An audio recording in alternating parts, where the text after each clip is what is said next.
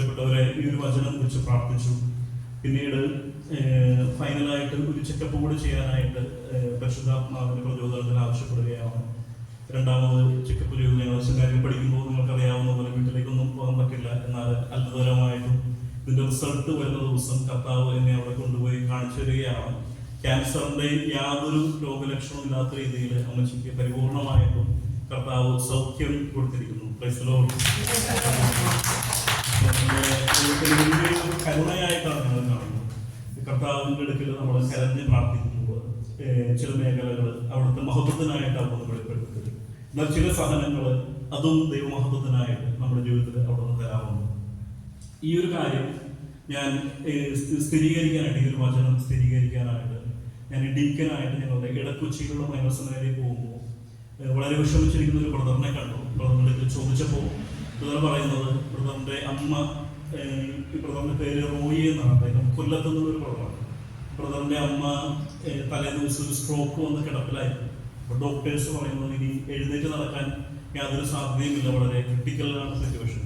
ഇതുകൊണ്ട് വളരെയധികം സങ്കടപ്പെട്ട് നിൽക്കുമ്പോൾ എൻ്റെ ഈ ഒരു ദൈവാനുഭവം എനിക്ക് എൻ്റെ അമ്മച്ചിക്ക് കർത്താവ് നൽകിയ സൗഖ്യം ഞാൻ ഈ ബ്രദറുമായിട്ട് പങ്കുവയ്ക്കുകയാണ്. എന്നിട്ട് ആ ഒരു വചനം, വിശ്വാസത്തിന്റെ ആ ഒരു വചനം, ലൂക്കാസ് സുവിശേഷം 1-ാം തിരുവചനം, ദൈവത്തിനൊന്നും അസാധ്യമല്ല, ഒരു വചനം ഞാൻ പകർന്നു കൊടുക്കുകയാണ്. പ്രിയപ്പെട്ടവരെ, ആ ഒരു സഹോദരൻ, സെമിനാരിക്കാരൻ, ആ ബ്രദർ വചനം ഹൃദയത്തിലേക്ക് സ്വീകരിക്കുകയാണ്. വിശ്വാസത്തോടുകൂടെ ബ്രദർ അത് ഏറ്റെടുത്തു. ഞങ്ങൾ അന്നേ ദിവസം വൈകുന്നേരം ഒരു ഏപ്രിൽ മാസമായിരുന്നു.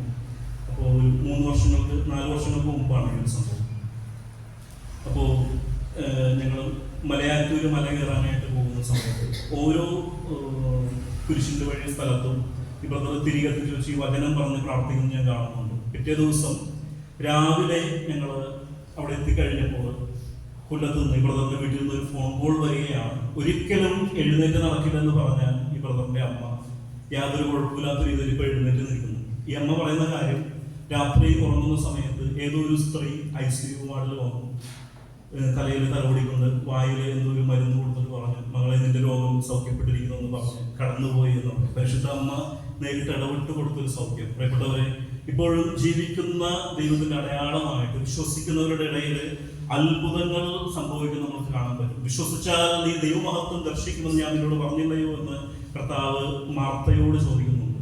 നമ്മുടെ ജീവിതത്തിൽ നമുക്ക് അനുഭവിച്ചറിയാനായിട്ട് പറ്റും. നിങ്ങൾക്ക് ഓരോരുത്തർക്കും വ്യക്തിപരമായിട്ട് പ്രകാരം നിരവധി അത്ഭുതങ്ങളും അടയാളങ്ങളും കർത്താവിൻ്റെ നാമത്തിൽ വിശ്വസിക്കുമ്പോൾ, ദൈവത്തെ പിതാവായിട്ട് അംഗീകരിക്കുമ്പോൾ,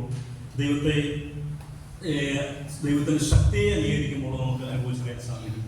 എനിക്ക് ഏറ്റവും പ്രിയപ്പെട്ട മറ്റൊരു വചനം റോമാലേഖനത്തിലെ 8-ാം അധ്യായം 28-ാം തിരുവചനമാണ്. വചനം നമുക്ക് എല്ലാവർക്കും അറിയാവുന്നതാണ്. ദൈവത്തെ സ്നേഹിക്കുന്നവർക്ക്, അവിടുത്തെ പദ്ധതി അനുസരിച്ച് വിളിക്കപ്പെട്ടവർക്ക് അവിടുന്ന് സകലതും നന്മയ്ക്കായി പരിണമിപ്പിക്കുന്ന നമുക്ക് അറിയാമല്ലോ. സർവവും നന്മയ്ക്കായി പരിണമിപ്പിക്കുന്ന ദൈവവചനത്തിന്റെ ആ ഒരു ഉന്നത അഭിഷേകത്തിലൂടെ നമുക്ക് പ്രാർത്ഥിക്കാം.